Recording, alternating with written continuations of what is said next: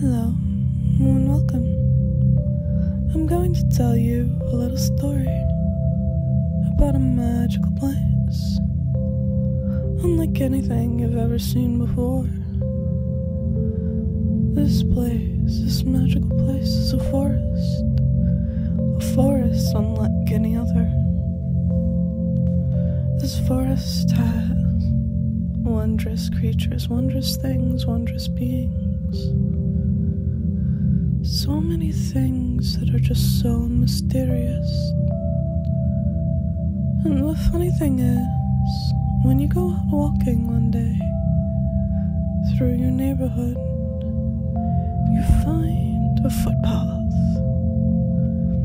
And there's something rather odd about this footpath. It's made of gravel and stones and rocks, but it's unlike anything you've ever seen before.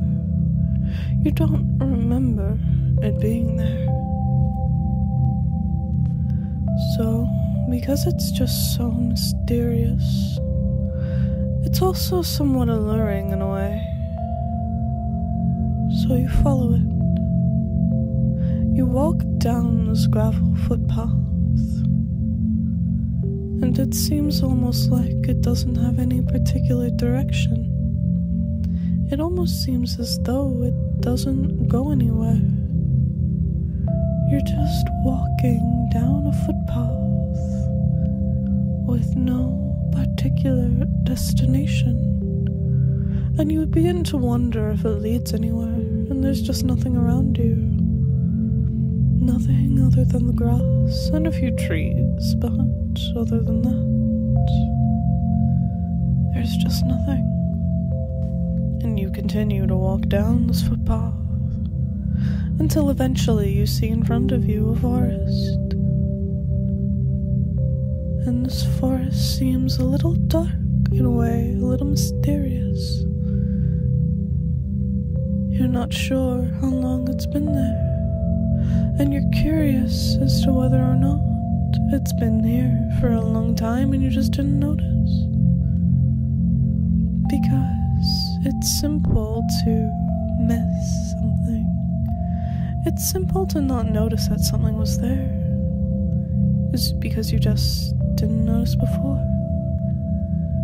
And you wonder if that may be the case. However, you just have that itching thought, that itching curiosity.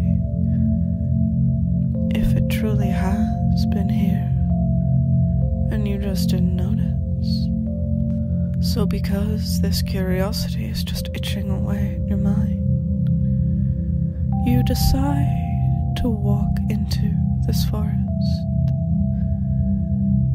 And it's rather dimly lit. The trees are so tall, and they cover up most of the light coming from outside. Aside from a few rays of the sun, it's almost completely dark. Almost as if time has just sped up to the sun setting. Because that's how it feels. It's just so dim, so dark, so mysterious. And you look around you, you listen for any signs of life, any signs that this forest may have been here for a while. And you walk and listen intently. You can hear a few birds in the sky, some chirping here and there. You can hear the ground underneath you as you walk on it, the sound of the twigs and leaves as you step on them, walking through this forest, curiously, intently, listening.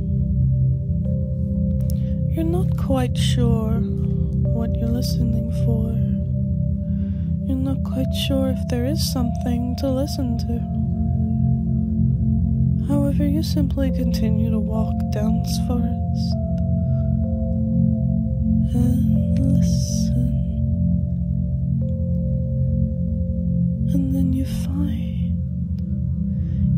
hear something rather odd. You can hear what appears to be someone talking. You're not quite sure what they're saying, you can't quite make it out. But it's just whispering something, but what? You're uncertain. You try to listen oh so intently. However, you just can't make out those words that are being said. You look around you, wondering if you may be able to identify where this voice is coming from. You look behind you, in the trees, above the trees, trying to see where this peculiar voice may be. And there's a slight slither in those words. And it's rather odd to you because you can't find where it's coming from. Yet you're just so curious, you just want to know. You need to know. You're intently listening, so curious. And then you feel something drop. You feel what is almost a brush across your shoulder, light, yet you can still feel the pressure. And it startles you, so you turn around. You turn around to see what brushed you across the shoulder. But when you look, there's nothing there. Now you're a little more cautious, alert. Because this startled you, and you know you're not alone. You know there's someone there. And you call out. You ask if anyone is there. You tell them to come out. But they don't respond to you. And you just continue to walk, looking around you, checking behind you, waiting intently to hear that voice again. And then you feel it so close to you, and you just stop as you feel it right up next to your ear. And then it tells you something. And you listen closely to them, to the voice, as they say, you I know must be heard in your mind. And as they say this, they bite your neck. Listen firmly, grasping your neck with their fangs, draining your will. All your energy, you find it's just so hard to stay standing. And you fall to the ground. Yeah, they have you firmly in their grasp. You feel as though you're falling, yet you just can't move. Down as they drain all your energy. Every part of you, they just drain it away. And see, the funny thing about this mind is it doesn't just drain your energy. The snake, the serpent has neurotoxins as well. So not only can it affect your body, but it can also affect your mind. It travels through your nervous system into your brain, going into the very core of your mind. And as your energy drains away, your thoughts drain away. Everything drains away, and you just become so tired, so hard to think, so hard to stay awake, so hard to just stay aware. You find you cannot stay aware. You don't even know if you are aware. And you soon find Before you even realize it, you're just hanging, so limp, so loose, on the ground. Everything has just faded away from you. It almost feels as though nothing is around you, no sound, just silence. And you can hear the snake's voice so clearly, it's almost as if it's the only thing you can hear. The words they say, the things they tell you, and you listen so intently, because as they tell you, you know that whenever this snake bites you again, with their snake bite, whenever the snake bites you again, with their simple snake bites, you'll go right down into this feeling, into this depth of dread. Because in this state the snake bite brings you all suggestions you hear become so much stronger because they reach every part of you. Your suggestions reach the very depths of your mind, the very depths of your being, the very depths of your subconscious. Because any suggestions you were given after receiving the snake bite are just so much stronger.